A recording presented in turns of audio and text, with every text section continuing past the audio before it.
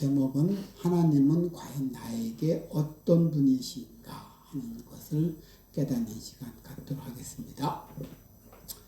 노아의 방주, 여러분은 잘 아시는 노아의 방주죠. 노아의 방주는 그 지구를 멸망시켰던 사건입니다.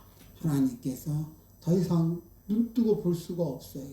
그 죄악이 하늘을 높이 찔렀고, 그리고 하나님께서 창조하지 않았던 것들을 막 돌아다니고, 그게 뭐예요? 바로 네피림이잖아요. 하나님 창조하지 않았는데 막 돌아다니니까 막 네피림이. 그 네피림의 존재는 여러분 아시다시피 타락한 하늘의 천사가 내려와서 인간과 그 삶으로서 태어난 그런 종족이거든요. 그러니까 그 신체가 엄청 커요. 인간보다 훨씬 커요. 그것들이 막 돌아다니고 그러니까 하나님 도저히 못 봐서 자 멸망시킨 게 바로 노아의 방주였습니다. 그 노아의 방주로 싹 쓸어버리니까 다시 인간이 태어나면서 인간의 속성 속에 그때 뭐 높이 올라갔더라면 우리는 안 죽었을 텐데 이런 생각 때문에 이들이 이제는 생각 그때 바벨탑을 쌓기 시작하는 거예요.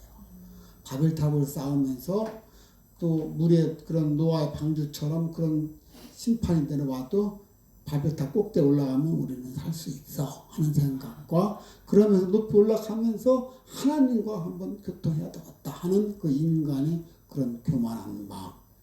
하나님이 짓지 말라고 계속 쌓고 올라오는 거예요. 그래서 이거 안 되었다. 그래서 하나님이 어떻게 하셨죠? 중단시키기 위해서 바벨탑을 쌓는 걸 중단시키기 위해서 어떻게 했냐면 언어를 준 거예요. 언어를. 서로가 교통이 안 되게. 각자 다른 언어를 준 거예요. 그러니까 이쪽에서는 영어로 샬라샬라하고 이쪽에 가서는 뭐 일본말로 샬라샬라하고 저쪽에 가서는 뭐 히브리어 말로 하고 막 각자 언어가 다르니까 소통이 안 되는 거예요. 그렇게 중단을 시켰습니다. 그런 바벨론 사건, 바벨탑 사건으로 인해 가지고 민족들을 흩어 버리셨어요. 그 사건 이후 그러고 나서 하나님께서 주도적으로 한 사람을 탁 택해서 부릅니다. 그 사람은 누구예요? 바로 아브라함이에요. 이 아브라함은 갈대아 우르, 지금으로 말하면 페르시아만입니다. 그 페르시아, 그 갈대아 우르 거기에서 살고 있는 한 사람을 딱 찍어서 선택을 하는데 그 사람이 누구예요? 바로 아브라함인 거예요. 그 아브라함이 하나님께서 나타나셔서 말씀을 하십니다. 너는 너의 고향과 친척과 아버지의 집을 떠나 내가 내게 보여줄 땅으로 가라. 이렇게 말씀을 하십니다. 그러면서 내가 너에게 세 가지 축복을 주마 하셨습니다. 그 세 가지 축복이 뭐예요? 땅과 자손과 복이라는 것이었습니다. 그때 아브라함의 나이가 75세였습니다. 하나님께서 12장 1절을 보면 내가 너로 큰 민족을 이루고 내게 복을 주어 내 이름을 창대하게 하리니 너는 복이 될지라. 그렇죠? 그렇습니다. 하나님의 약속은 분명히 놀라웠지만 그러나 그 명령을 쉽게 따를 수 있는 것은 아니었습니다. 아브라함은 그 땅을 보지도 못했고 그리고 아브라함의 아내는 아까 아브라함이 나이가 몇 살 했어요? 75세라 했잖아요. 그 아브라함의 부인 그 사라는 65세예요. 10년 차이니까. 65세라 이미 불임이었습니다. 아기를 낳을 수가 없었어요. 그렇습니다. 거기다가 그가 살고 있던 그 나라와 친족을 떠나야만 했던 것입니다. 그러니 그때 아브라함의 심정은 어떠했을까요? 정말로 순종하기가 쉽지 않았습니다. 그런데 하나님께서 아브라함에게 내가 살고 있는 너의 고향과 친척과 아버지 집을 떠나라는 거예요. 그러면서 내가 네게 보여줄 땅으로 가라.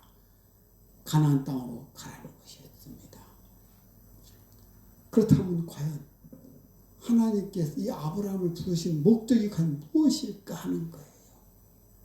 그리고 왜 하나님께서 아브라함에게 그런 약속을 하셨을까 하는 거예요.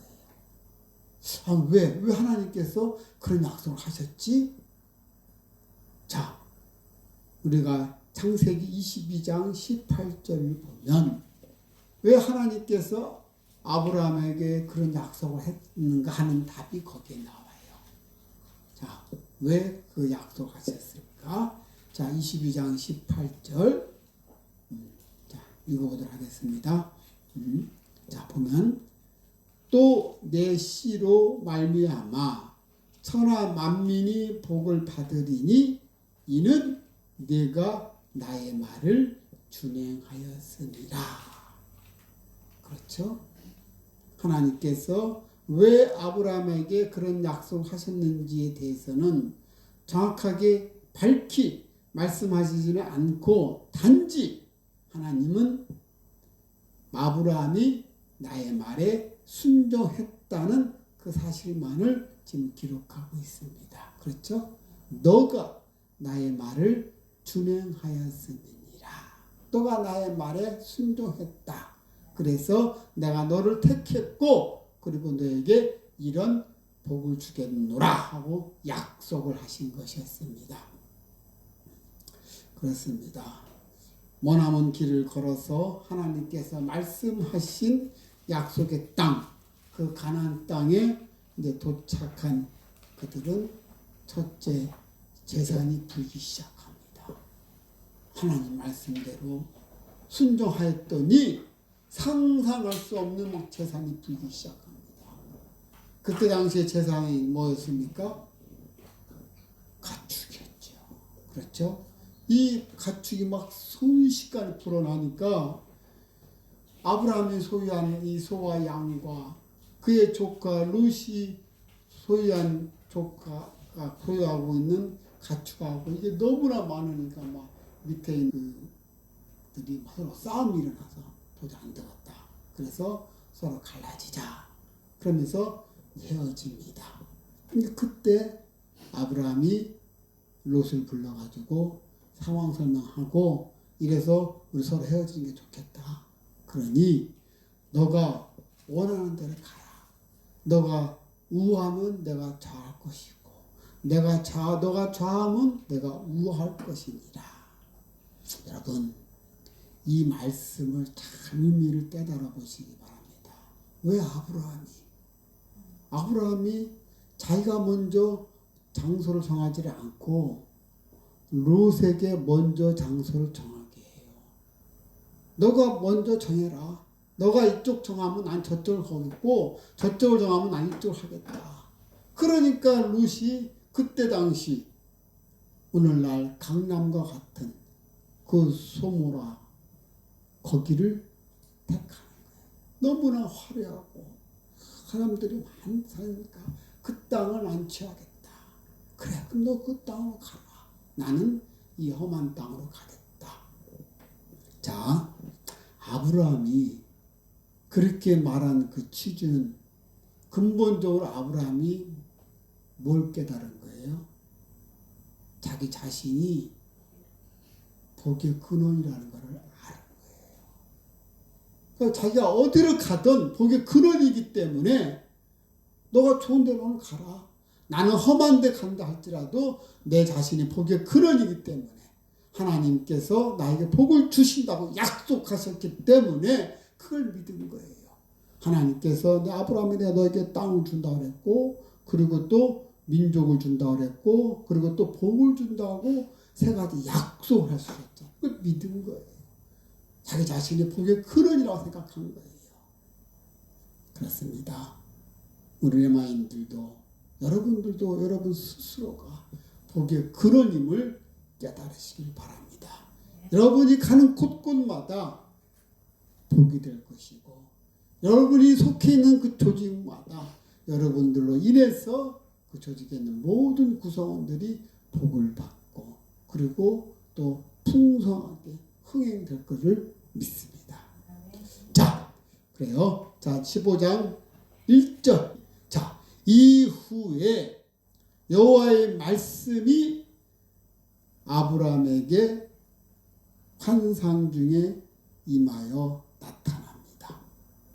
자, 여기서 말하는 그 이후라는 것은 아브라함이 침략자인 메소포타미아 그 4개국 연합군, 다시 말해서 북부 동맹군을 물리치고, 그때 당시 메소포타미아에 있는 그 족속들이 쳐들어왔어요. 쳐들어와가지고 롯이 대항하기 위해서 여기도 5개국으로 연합해서 대항을 했는데 졌습니다.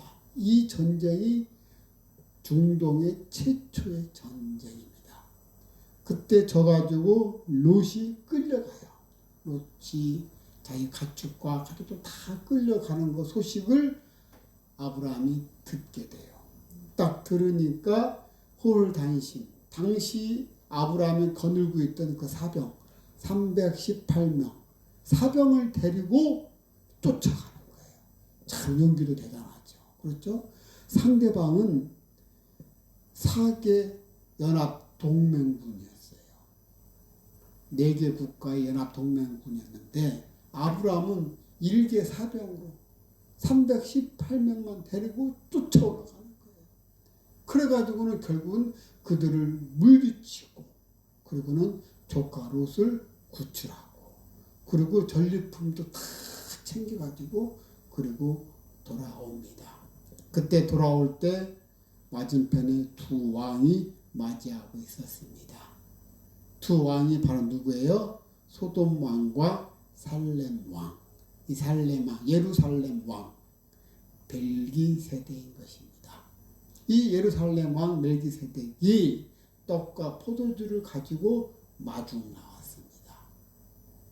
그래서 살렘 왕 멜기세덱이 뭐라고 하는지 우리 14장 19절 말씀 한번 읽어보도록 하겠습니다. 자, 우리 권사님 한번 읽어보세요. 그가 아브라함에게 축복하여 이르되 천지의 주제이시요 지극히 높으신 하나님이여 아브라함에게 복을 주옵소서. 그래요. 와가지고 의기양양해서 아브라함이 전쟁에 이겨서 왔는데 그 살렘 왕 멜기세덱이 하는 말이 아브라함에게 복을 주라고 그래요. 그리고 너의 대적을 내 손에 붙이신 지극히 높으신 하나님을 찬송할지어다. 하나님을 찬양하고 있어요.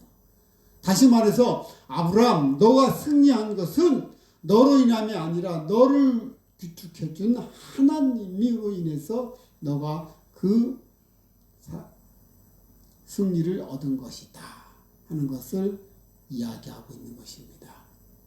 그러자 20절 하반부에서 아브라함이 그 얻은 것에서 10분의 1을 멜기세덱에게 주었더라. 그렇습니다. 그것이 바로 최초의 11조인 것입니다. 아브라함이 그 얻은 것에서 그 전리품에서 10분의 1을 멜기세덱에게 주었던 것입니다. 여러분, 재물의 복이 쌓아지는 그 근본이 11조 생활입니다. 하나님이 주심을 인정하는 거예요. 11조는 다름 아닙니다. 이 모든 것은 하나님이 주셨다는 것을 인정하는 거예요. 그래서 10분의 1을 떼서 대표로 하나님께 올려드리는 것입니다. 21조 생활은 작은 금액일 때는 쉽게 따릅니다. 그러나 금액이 커질 때마다 쉽게 마음이 흔들릴 때가 많이 있습니다. 그러나 그때도 여러분 항상 이 모든 것은 하나님이 주셨다는 것을 인정하고 하나님께 바쳐 올려드리기를 바랍니다. 여러분, 그 록펠러라는 사람 아시죠? 그렇죠? 재벌이죠. 이 록펠러가 어릴 적부터 그의 엄마가 철저하게 11조 생활의 교육을 훈련을 시켰습니다.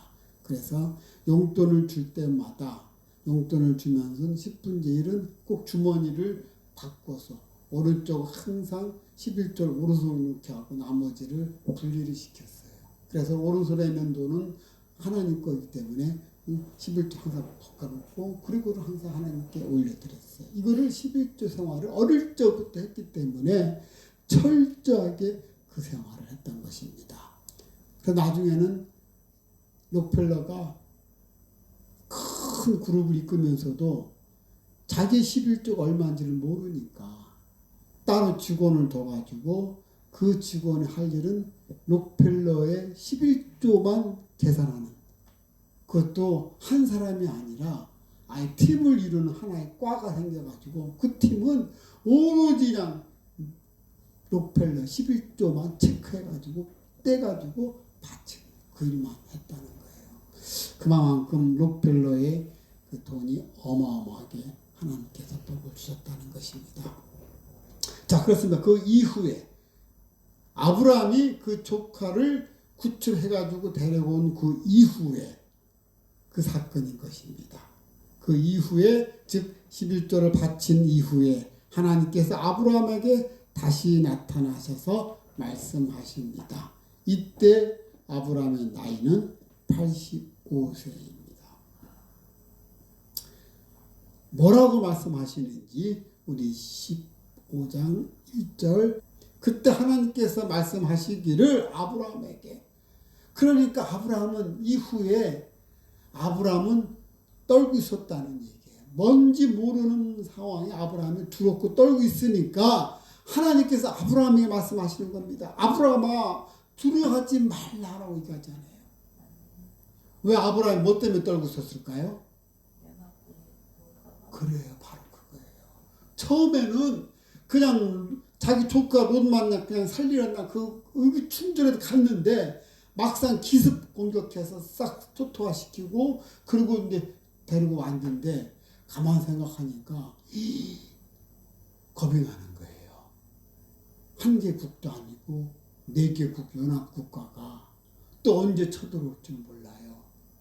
한번 쳐들어왔던 숙대받을 텐데 자기들은 고작 해봤자 인구수 얼마 되지도 않을 텐데 자기 사병 318명밖에 없는데 무슨 죄를 대항하겠느냐 그 말이에요.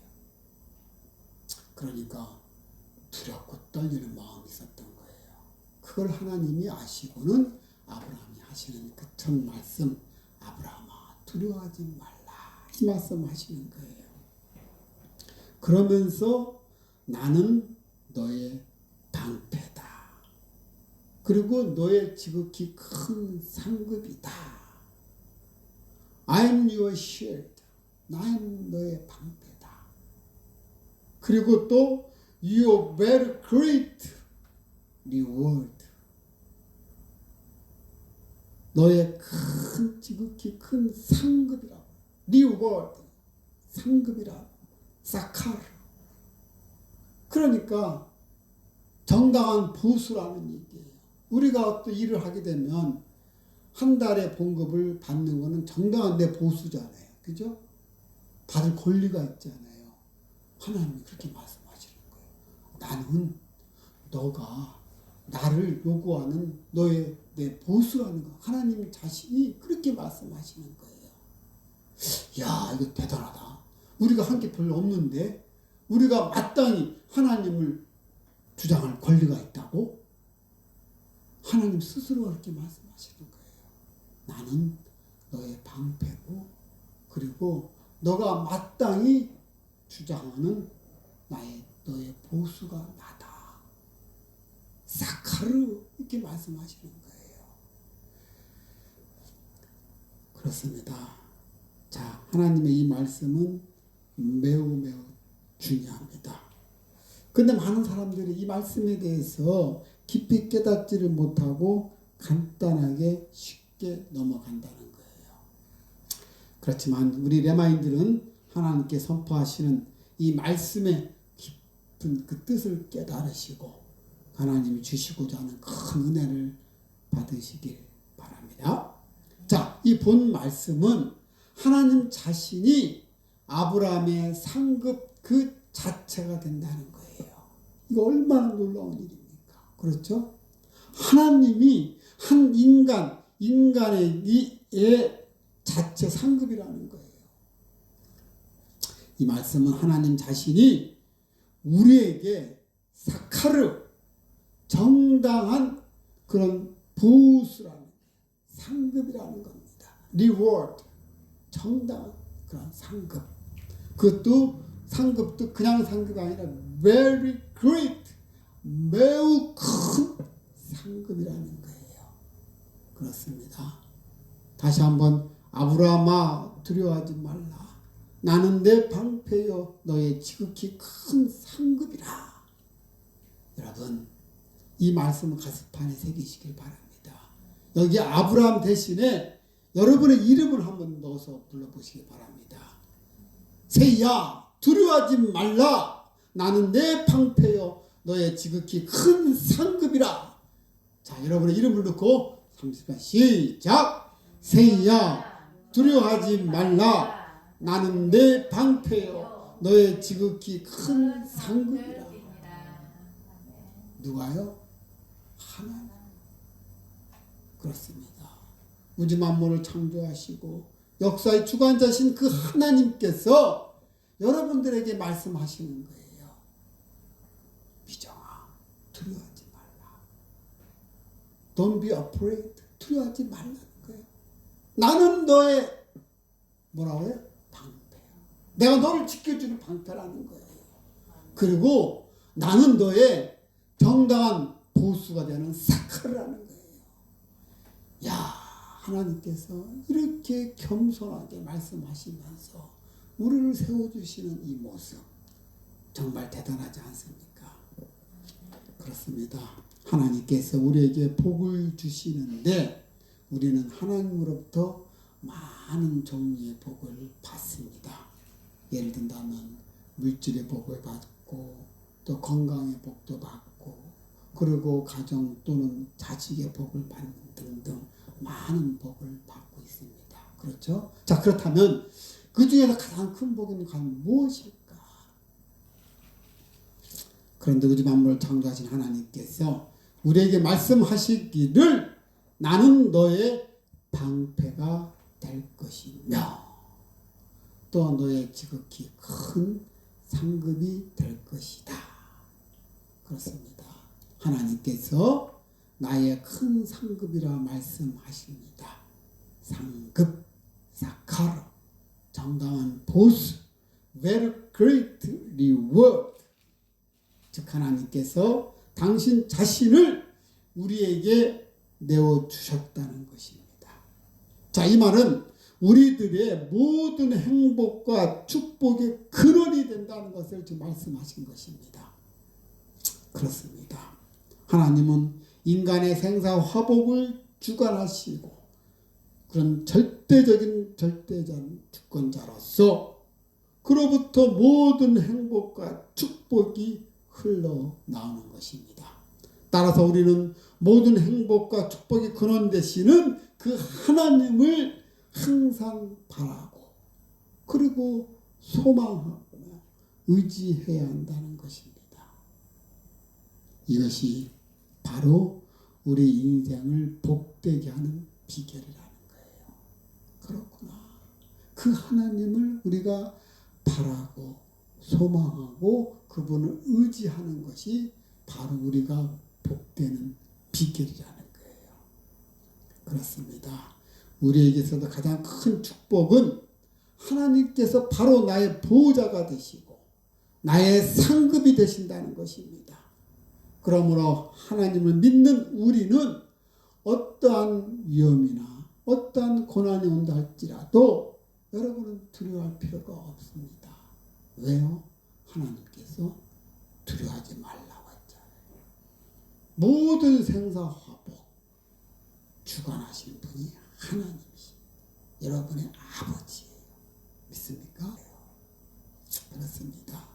하나님이 함께 하시기 때문에 가능한 것입니다. 이 얼마나 큰 축복이겠습니까? 이 말씀을 즉 하나님께서 나의 큰 상급이 된다는 것. 믿어집니까? 하나님 나의 큰 상급이랍니다. 얼마나 감사할 일입니까? 아브라함아 두려워하지 말라. 나는 내 방패요 너의 지극히 큰 상급이라. 하나님께서 이 말씀하시는 거예요. 오늘날 밤에 하나님 나타나셔서 여러분 앞에 다 나타나셔서 비정아 두려워하지 말라. 나는 너의 방패요 너의 지극히 큰 상급이라. 이 말씀을 하셨다면 우리 권찰님은 어떻게 하시겠습니까? 그 말씀을 듣는 순간 어떻게 하시렵니까? 그냥 바짝 엎드리는 거죠. 그냥 눈물이 막 펑펑펑펑 나죠. 그래요. 하나님께서 세야 이렇게 막 직접 말씀하시면서 하나하나 하실 때 막 숨이 벅차고 막 눈물이 막 나옵니다. 감격이죠. 감격. 나 같은 하찮은 자에게 하나님께서 나타나셔서 두려워하지 말라. 내가 너와 함께 함이니라. 나는 너의 방패이니라. 너의 지극히 큰 상급이니라. 이 말씀 하실 때 얼마나 감격하겠습니까? 그렇죠? 자, 이 말씀을 지금 하나님께서 아브라함에게 하셨던 것입니다. 자, 그러자 아브라함이 뭐라고 하는지. 그러자 아브라함이 하는 말이 뭐라고 합니까? 주 여호와여 무엇을 내게 주시려 하나이까. 근데 여기서 아브라함이 주 여호와여 이렇게 말을 해요. 그렇죠? 자, 이 말은 주라는 것은 아도나이 하나님의 주권을 강조할 때 쓰는 말이에요. 아도나이. 이 세상인 창조주이시고 역사의 주관자이신 하나님의 그 주권을 강조할 때 쓰는 그 신명입니다. 아도나이. 그리고 여호와여, 예흐와여, 다시 말해서 언약을 맺으시고 신실하게 지키시는 것을 강조할 때 쓰는 아버지의 신명, 예명이라고 했어요. 그죠? 예호와. 그러니까 여기서 주와 여호와를 결합해서 지금 이야기하고 있는 거예요. 자, 이런 표현은 종종 나타나는데 지금 오늘 이 본문이 첫 번째로 아브라함이 쓰고 있는 것입니다. 주 여호와여. 그렇습니다. 아브라함은 방패와 상급이 되시겠다고 약속하시는 그 분이, 그 하나님, 그분이 이 세상의 주, 아도나이, 주가 되시면서 동시에 약속을 반드시 지키시는 신실하신 하나님이심을 예흐와라는 것을 굳게 믿었기 때문에 아브라함은 주 여호와여 이렇게 말하고 있는 거예요. 여러분도 기도할 때 만군의 우주 여호와, 이 우주 만물을 창조하신 하나님, 그 주권을 강조하시면서 그러면서 하나님은 신실하신 언약 약속을 지키시는 분이시다 하는 걸 할 때 여러분들 기도할 때 주 여호와여 이렇게 하시는 거예요. 더 낫지 않겠습니까? 나의 하나님, 주 여호와이신 나의 하나님, 우주 만물을 창조하시고 그리고 신실하신 언약 약속을 지키시는 하나님, 정말 감사합니다. 주 여호와여. 그렇습니다. 이런 말 하자 하나님께서 아브라함을 불러서 이끌고 나갑니다. 하늘을 바라보면서 저기 있는 많은 묵별들 수를 세보라고 하는 거예요. 그 많은 묵별을 어떻게 세요? 내 자손이 이와 같이 되느니라. 이야, 아브라함이 별 한 개, 두 개도 아니고 그 많은 별이 수가 내 자손과 같다고? 그 말을 아브라함이 믿은 거예요. 그래요. 하나님께서 그 중심을 다 보니까 믿네. 그 믿는 것을 본 거예요. 그래서 하나님이 너의 그 믿는 그 믿음을 보고 내 의롭다함을 여겨준 거예요. 하나님이 칭을 해주신 거예요. 마음속에 그동안은 하나님 말씀은 믿은 게 아니에요. 그냥 아는 것과 믿는 것과 다르다고 예수님께서 말씀하셨잖아요. 그러니까 그냥 따라 했는데 이제 그 말이 믿어지는 거. 이런 많은 것이 내 자손들이라고? 여러분 아브라함의 자손입니까? 아브라함의 자손이에요, 여러분. 나도 아브라함의 자손이고. 우리가 뭐냐면 이것이 바로 예수님과 그리스도와 연합이래요. 연합. 그러니까 지금 다 세례를 받았잖아요. 그렇죠? 배티즘. 세례를 받아서 예수님의 피로 물들었어요. 우리 권찰님도 세례 받았지 않았습니까? 그렇죠? 이 세례 받았다는 그 의미는 뭐냐면 그리스도와 연합했다는 거예요. 여러분 마음속에 예수 그리스도를 믿지 않습니까? 그렇죠? 그 믿음으로 인해서 예수님의 보혈의 피가 여러분의 몸에 쭉 물들은 거예요. 옷가문 공장에 옷감에 물 들이듯이 배티즘이라는 단어가 물들이다는 그런 옷가문 공장의 그 용어예요. 거기서 유래된 거거든요. 그래서 배티즘, 여러분의 세례를 그렇게 물들어진 거예요. 다시 말해서 이것이 그리스도와 연합됐다는 거예요. 그래서 우리가 하나님의 자녀, 아브라함의 자녀하고 같이 되는 거예요. 그래서 육적으로는 내가 이 최씨지만 그러나 영적으로 내가 하나님의 자녀가 되었구나. 아브라함의 후손이 되었구나 하는 거예요. 그러니까 아브라함이 그 많은 돌을 보고 이게 다 내 후손이구나. 그것이 믿어진 거였습니다. 그렇습니다. 하나님께서 그의 자손을 보면서 이와 같으니라. 너의 자손이 이와 같으니라. 그렇게 이야기를 하신 것입니다. 그러자 아브라함이 여호와를 믿고 그 믿음을 보시고 의로 여기셨습니다. 그러면서 그에게 이 땅을 내게 주어서 너의 땅의 소유를 삼게 하려고 너를 갈대아의 우르에서 끌어낸 내 여호와니라. 이렇게 말씀을 하십니다. 그렇습니다. 아브라함이 처음으로 고백을 합니다. 이제는 믿습니다.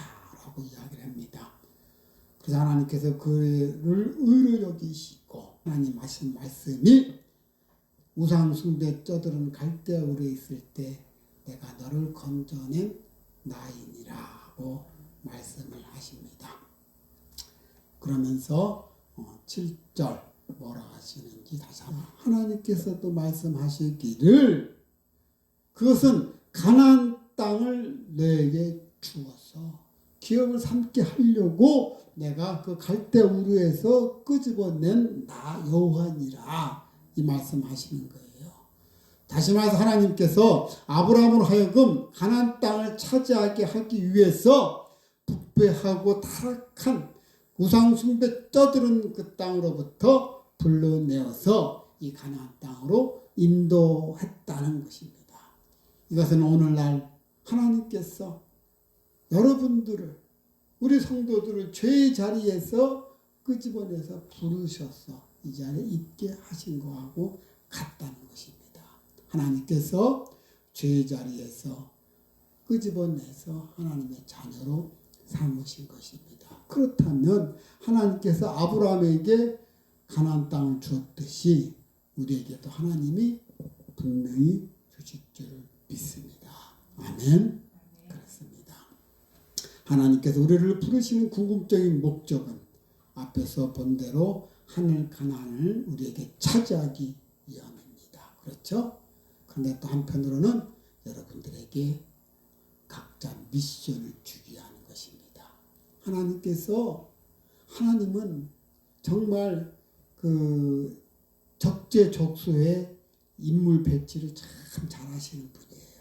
그리고 하나님께서는 당신이 쓰시고자 하는 그 인물을 훈련을 잘 시키십니다. 그래서 여러분들이 지나갔던 삶을 다 돌이켜보면 아무 쓸모없는 것 같은 것 같지만 하나님께서는 그것도 다 필요해서 만드셨다는 거예요. 심지어는 실패해도 그 실패의 경험을 갖게 하기 위해서 그렇게 하고 난 다음에 적재적소에 꼭 맞게 그 미션을 주신다는 거예요. 그렇습니다. 하나님께서 여러분들을 구원해 주신 것도 감사하지만 궁극적으로 구원에 끝나지 않고 여러분들로 하여금 열매를 맺을 수 있도록 어떤 사명감을 준다는 거예요. 어떤 미션을 준다는 거예요. 그래서 여러분들이 나의 밭의 사명이 무엇일까? 그걸 한번 구해보세요. 하나님께 기도하시면서 아버지 저를 구원시켜 주신 거 감사합니다. 그리고 제가 할 일은 뭐가 있을까요? 아버지 저를 구원시킨 목적이 있을 텐데 물론 저를 사랑하기 때문에 구원시킨 것을 제가 압니다. 그렇지만 제가 아버지 전에 품에 가는 그날까지 뭔가 한 가지도 제가 선물로 해야 되지 않겠습니까? 저에게 맡긴 사명이 무엇인지 말씀해 주세요. 하고 놓고 기도 한번 해보세요. 하나님이 얼마나 기뻐하실까? 그렇죠? 그래 네가 나의 마음을 아는구나. 하나님께서 내가 너에게 맡긴 사명은 이거야. 근데 너가 이거를 한다 하니까 내가 너무 기뻐서 너에게 너가 원하는 게 뭐야? 막 하나님 채워주신다는 거예요. 그렇습니다. 오늘 하나님께서 나를 구원시켜 주신 것도 감사하지만 제가 하나님을 위해서 해야 할 일이 무엇인지 저에게 맡긴 사명이 무엇인지 여러분 한번 구해보는 그런 시간 한번 가져보시기 바랍니다. 물론 다 사람마다 다 틀려요. 어떤 사람에게는 복음을 전하는 전도자의 사명을 주었고 또 어떤 사람에게는 찬양하는 사명을 주었고 또 어떤 사람에게는 봉사하는 사명을 주었고 또 어떤 사람에게는 또 다른 사명을 주었고 각자 다 다른 사명을 하나님께서 주셨다는 것입니다. 그래서 여러분을 향한 하나님의 부르심의 그 분명한 목적이 무엇인가를 여러분들을 깨닫고 그 사명을 충실히 감당함으로써 하나님이 주시는 그런 칭찬과 상급을 받는 저와 여러분이 되시기를 주님의 이름으로 축원합니다. 자, 이제 아브라함은 하나님의 말씀을 믿고 이제 믿습니다 하고 이제 드디어 고백을 했어요. 그러자 그 믿는 그 믿음을 보시고 하나님이 그를 의롭다함을 받았고, 그렇죠? 그러면서 내가 너를 우상 숭배 떠드는 그 땅에서부터 건져낸 그 이유를 설명하시는 거예요. 그것은 내가 너에게 축복의 땅, 가나안 땅을 주기 위함이라고 그렇게 말을 하시는 것이었습니다. 자, 그러자 아브라함이 뭐라고 하는지, 자, 15장 8절. 자, 조슈아 크게 그가 이르되 주 여호와여 내가 이 땅을 소유로 받을 것을 무엇으로 알리까? 자, 여러분은 이렇게 말할 수 있어요?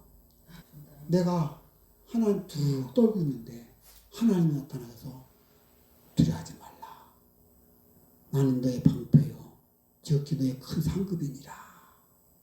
그러니까 하나님께 아버지 저는 자식이 없어요. 그래? 이리 와. 나와서 그 하늘의 물결을 다 세어봐라. 이게 다 너의 자식이다. 근데 그 말이 믿어지는 거야. 처음으로 믿어지는 거예요. 그걸 믿으니까 그때 하나님이 그제서야 그 믿음을 보고 의롭다함을 칭후해 주셨어요. 그러니까 그래. 그러면서 하나님 말씀하시기를 내가 너를 우상숭배 떠드는 갈대아 우루 땅에서 내가 너를 끄집어냈다.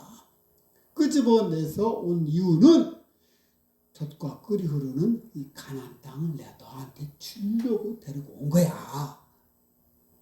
그러면 자동으로 그냥 감사합니다가 나오는 게 맞잖아요. 그죠? 오로메리 땡서가 이게 맞는 일이 아니에요? 그런데 좀 전에 믿는다 해놓고는 그 말 하시니까 아니 그러면 뭡니까? 정말로 그것이 나에게 준다는 것을 이 땅을 나에게 줬다는 것을 내가 뭘로 알릴까? 따지는 거 아니에요. 하나님 말씀대로 가나안 땅을 나한테 주신다고 했는데 그럼 나한테 주신다는 걸 내가 뭘로 압니까? 나에게 보여줘요. 말로만 하지 말고. 그렇죠? 이걸 이해하고 있는 거예요. 그 하나님의 그 말씀의 사실임을 나에게 증명해 달라는 거예요. 이쯤 되면 하나님으로부터 질타가 나와야 되지 않겠습니까? 너가 지금 방금 너가 믿는다고 그랬고, 그래서 내가 너가 믿는다 하니까 사실은 내가 너를 끄집어내서 이 땅을 내가 준다고 하니까 그러면 이 땅을 준다는 걸 나한테 증명해 주시오. 이렇게 돼야 될 거잖아요. 지금 상황 스토리가. 그렇죠? 그렇습니다. 도대체 너는 언제까지 내가 너에게 그 표적을 보여줘야만이 믿느냐? 도대체 너는 언제까지 내가 너에게 말씀을 줘야만이 믿겠느냐? 이렇게 책망을 하실 만도 합니다. 그러나 하나님께서는 아브라함을 나무라지를 않아요. 그렇습니다.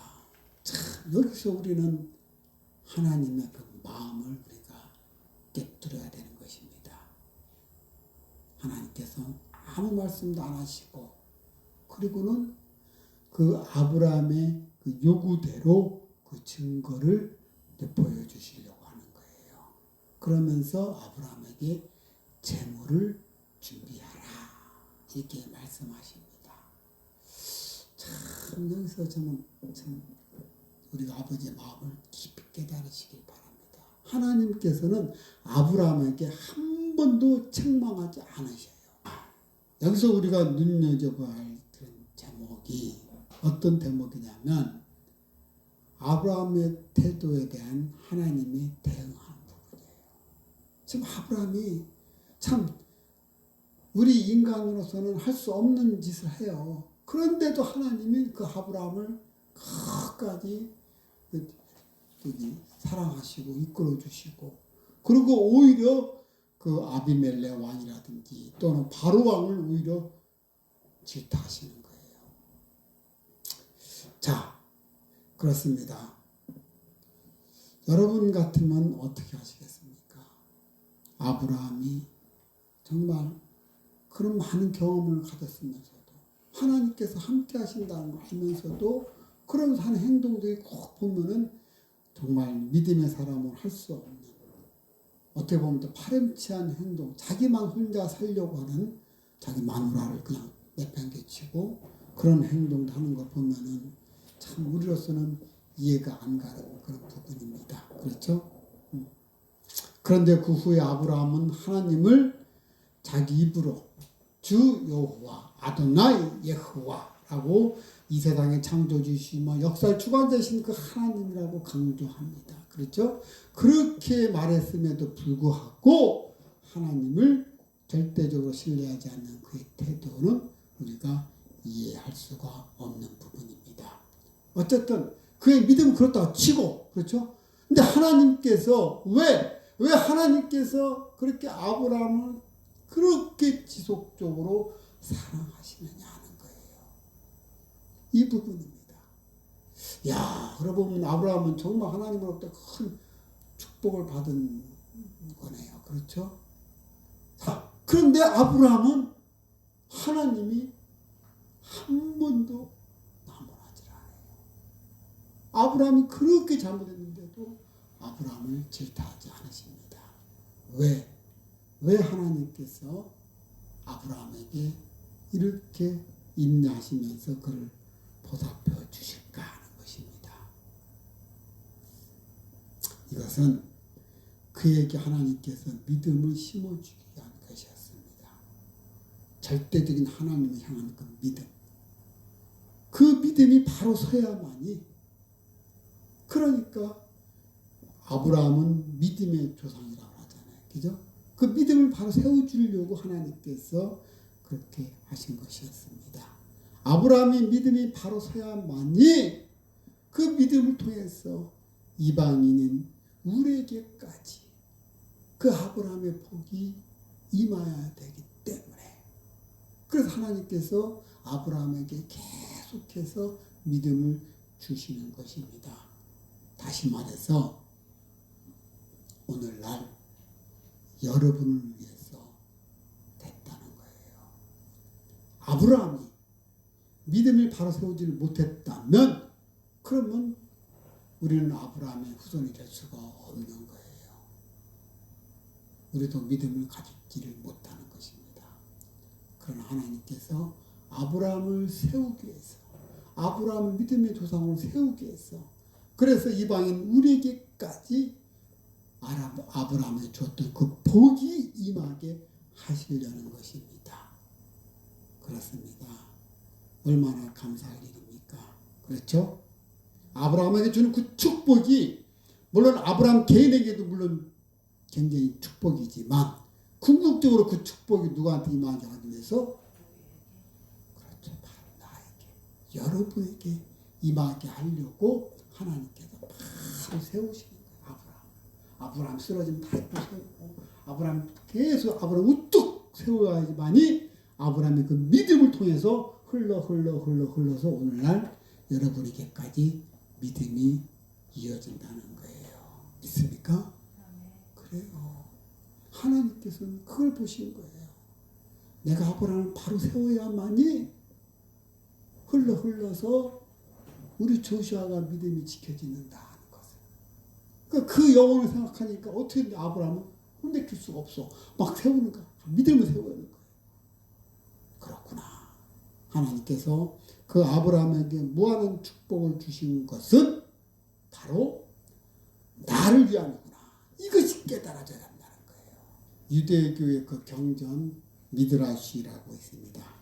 그 미드라시 경전을 보면 거기에 그 다윗 왕의 반지라는 글이 있습니다. 이 다윗 왕의 반지, 이것은 보면 다윗 왕이 어느 날 궁중에 세공인을 부릅니다. 세공인, 반지를 만드는 세공인이죠. 그 반지를 만든 세공인을 불러가지고 그에게 나이를 위해서 아름다운 반지 하나를 만들어라 라고 명령합니다. 근데 조건이 있어요. 거기에 아름다운 반지뿐만이 아니라 거기다 글을 새겨야 되는데 그 글 내용에는 어떤 내용이냐? 내가 큰 승리를 얻어가지고 기쁨에 넘쳤어. 그리고 그거를 억제지 못하고 교만에 빠질 때 그거를 조절할 수 있는 글귀어야 한다. 그러니까 교만에 빠지지 않게 그 글을 딱 보면은 내가 교만에 빠지지 말아야지 하는 걸 새길 수 있도록 그 내용의 글을 써라. 그리고 또 내가 절망에 빠져서 시리에 빠져서 정말로 낙심하고 있을 때 그때 이 글귀를 보고 나에게 희망을 주고 용기를 줄 수 있는 그런 글귀여야 한다. 이 두 가지 조건을 달아서 글을 만들라는 거예요. 그러니까 이 세공인이 반지를 잘 만들었어. 잘 만들었는데 글을 새겨야 되는데 아니 정말 내 승리에 빠져서 교만하지 않는 글이어야 되고 또 이 글을 읽을 때 용기와 그리고 희망을 주는 글귀야 도대체 어떤 말을 넣어야 될지를 도대체 생각이 안 나는 거예요. 도저히 안 나서 이 세공인이 솔로몬 당시 어릴 때부터 아주 지혜로운 소문하고 소문났기 때문에 이 세공인이 솔로몬을 찾아간 거예요. 가서 부왕께서 저에게 이러이러한 주문을 하셨습니다. 그래서 어떤 글을 넣어야 될지 저에게 말씀해 주세요. 솔로몬이 다 듣더니 하시는 말씀. These two, 이거 역시 shall pass away. 이 또한 지나가리라. 얼마나 멋있습니까? These two shall pass away. 이것 또한 지나가리라. 다 치고 그거를 새긴 거예요. 자, 이 본문의 내용을 보면서 우리가 정말 우리 삶 속에서 승리에 막 만주되어 있을 때 사람이 교만하기 쉬워요. 그렇죠? 그걸 절제해야 되고 그리고 시리와 어떤 그 실패했을 때 용기를 잃을 수가 있어요. 그러나 그 글을 보면서 다시 용기를 찾고 소망을 갖는 그런 우리의 그런 기복적인 부분들. 자, 그런데 이런 부분이지만 근본적으로 이렇게 되는 거는 우리 삶 속에서 우리가 해 나가야 될 일이지만, 그러나 근본적 밑바탕에 깔려있는 하나님이 우리를 대하는 모습. 과연 하나님께서는 나에게 어떤 모습이었을까? 이것을 깨달으면 이것 또한 지나가리라는 아무것도 아니야. 하나님 함께 하시는데. 그렇죠? 그렇습니다. 마지막으로 다시 한번 17절 보도록 하겠습니다. 17절 우리 권사님 한번 읽어보세요. 해가 져서 어두울 때에 연기 나는 화로가 보이며 타는 횃불이 쪼갠 고기 사이로 지나가더라. 그래요. 하나님께서 아브라함이 그러면 그 조건을 나에게 보여주세요. 나에게 그 땅을 줬다는 그 조건을 나에게 보여주세요. 막 당당하게 막 요구하는 거예요. 그래서 하나님께서 재물을 준비하라 하고서는 그 재물마다 다 반을 갈라라 그래요. 반을 쪼개가지고 그 이유는 뭐냐면 당시에 하나님께서 지금 오늘 본문의 내용이 바로 언약입니다. 사실 횃불 언약인 것입니다. 그러니까 하나님께서 아브라함과 언약을 체결하기 위한 장면이 나오는데, 하나님은 또다시 아브라함에게 나타나셨습니다. 그리고서는 할례를 행하라고 명하십니다. 이는 나와 너의 사이에 언약의 표징이니라. 99살 때 아브라함이 99세 때 다시 나타나셔가지고 일명 할례 언약, 이 언약, 횃불의 언약을 하는데, 이 언약의 그 핵심은 바로 뭐냐면 너로 심히 번성케 하며 민족들이 나오게 하고 내 언약을 너와 내 사이에 두어서 영원한 언약으로 삼고 나는 너와 내 후손의 하나님이 되리라. 그렇습니다. 이 언약의 체결을 하나님께서 아브라함이 준비한 그 희생 제물 사이를 지나감으로써 이루어진 것입니다. 당시 근동의 언약 그 체결 관습이 발휘되었습니다. 당시 근동의 언약 체결은 짐승을 반으로 딱 갈라가지고 그러놓고 그 사이로 같이 지나가는 거예요. 그래서 언약을 안 지키면은 이 짐승처럼 반을 갈른다 하는 거였어요. 하나님께서 아브라함이 그 증표를 보여주라 하니까, 그래, 네 재물 갖고 와, 다 잘라. 그리고는 그 사이를 너는 가만히 있어. 나 혼자 지나갈게. 하나님이 그러신 거예요. 그러면서 횃불로 밤에 횃불 나타나서 횃불이 훅 하고 그 재물 사이, 갈른 재물 사이를 지나가는 거예요. 그렇습니다. 오직 하나님만 그 쪼개진 짐승 사이를 지나갔습니다. 여기에는 정말로 중요한 의미가 있습니다. 이 언약의 그 주체와 실행자는 바로 나다. 하나님이라는 것을 보여주는 것입니다. 동시에 하나님께서 그 언약을 인간의 태도 여호와에 따라서 관계없이 내가 반드시 이루겠다는 의지의 표명인 것입니다. 그렇기 때문에 하나님은 인간과 언약을 맺으실 때 항상 하나님 일방적으로 하나님이 맺으십니다. 그렇죠? 그러면서 홀로 당신이 그 언약을 이루겠다고 하십니다. 이것은 우리를 향한 하나님의 사랑이 얼마나 크다는 것을 우리에게 보여주고 있는 것입니다. 그렇습니다. 하나님께서 여러분과 내가 너에게 한 약속을 내가 이루마.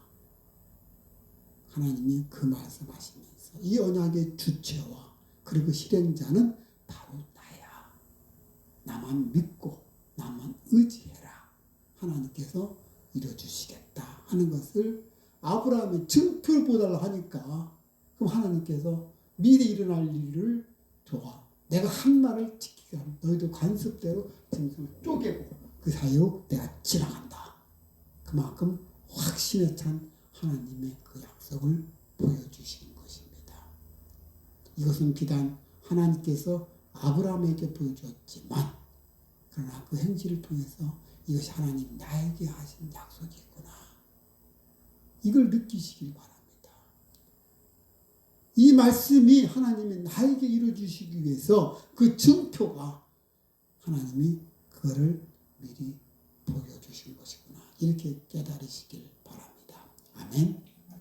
우리 사랑하는 레마 가족 여러분, 여러분에게 있어서 하나님은 과연 어떤 분이십니까? 하나님은 여러분이 생각하는 만큼의 하나님의 능력을 그리고 여러분이 생각하는 만큼의 그 믿음대로 행하시는 분이시라는 것입니다.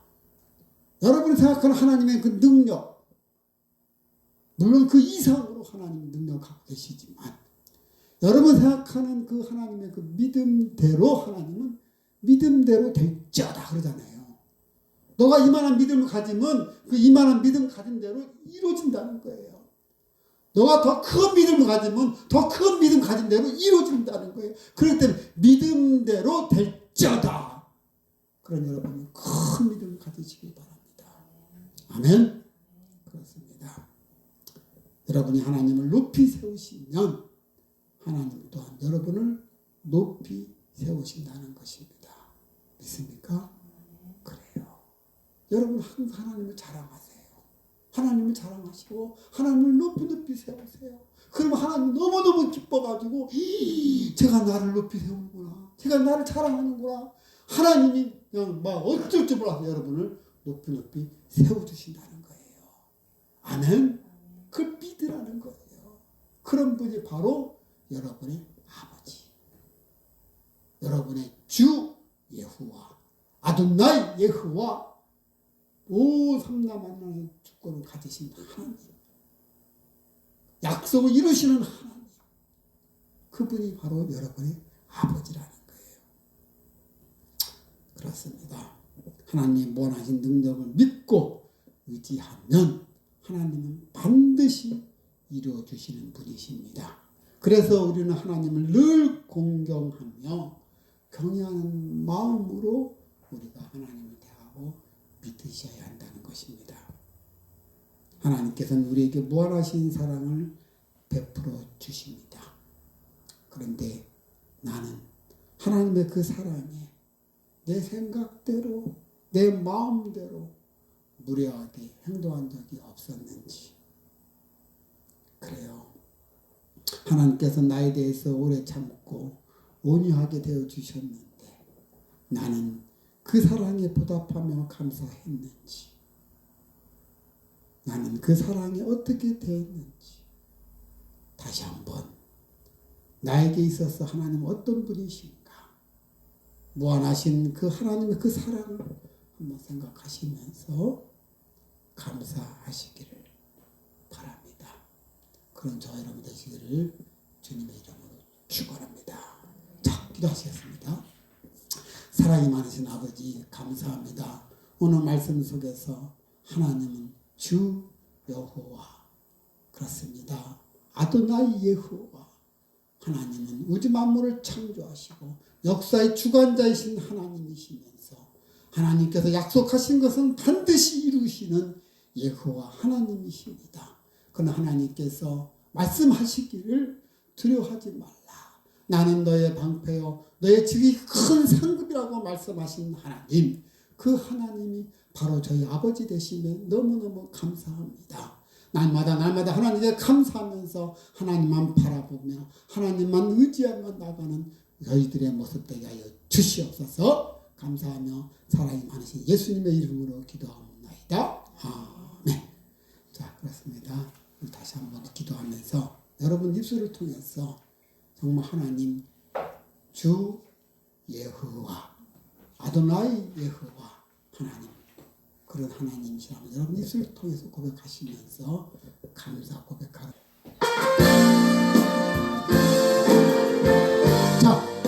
두 손 들고 주여 일창 하시면서 기도하시겠습니다.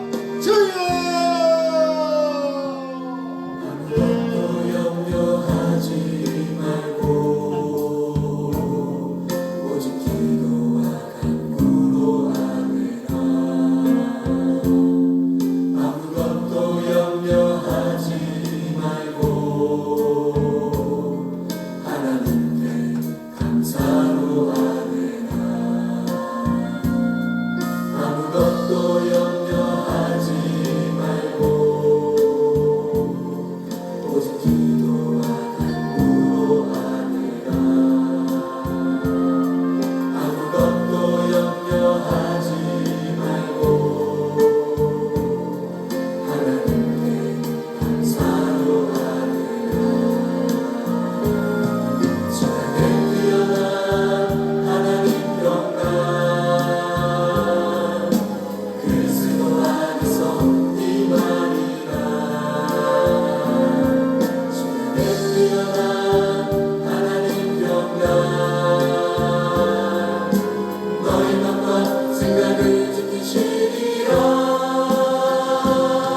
지나게 뛰어난 하나님의 영광 그리스도 안에서 임하리라. 지나게 뛰어난 하나님의 영광 너희 맘과 생각을 지키시리라. 아무것도 염려하지 말고 오직 기도와 간구로 아뢰라.